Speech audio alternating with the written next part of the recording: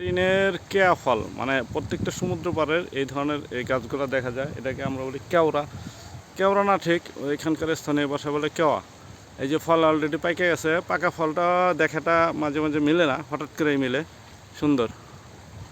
হ্যাঁ, এই যে মোটা মোটা গাছ, এটা আসলে সামুদ্রিক জলোচ্ছ্বাস বা এই সমুদ্রের যে ভয়াবহ একটা রূপ থাকে ওই সময় এই জলোচ্ছ্বাস, পানির জলোচ্ছ্বাস থেকে আল্লাহ তাআলার অশেষ নিয়ামত, ভিতরের যারা বাসী আছে, অধিবাসী আছে, যারা থাকে, এরা এটার মাধ্যমে অনেকটা মানে হেল্প পায়, সহযোগিতা পায়।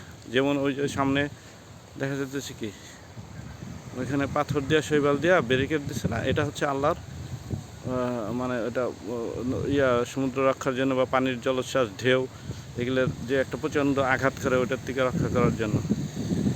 কিন্তু এগুলা হচ্ছে আল্লাহর মানে প্রাকৃতিক নিয়ামত। প্রচণ্ড জলোচ্ছ্বাস, ঝড়ঝাপটা আসে কিন্তু এগুলো ভাঙে না।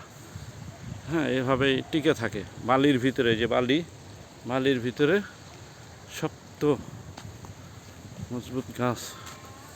এই যে কেয়া ফল, কেয়া, এই যে এরকম শ্বাসমূল শিকড়, এই শিকড়গুলো আস্তে আস্তে বালুর নিচে চলে যায়।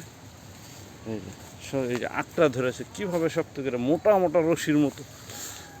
এই গাছগুলা দিয়ে সামুদ্রিক ঝড়ঝাপটাকে প্রতিরোধ করে।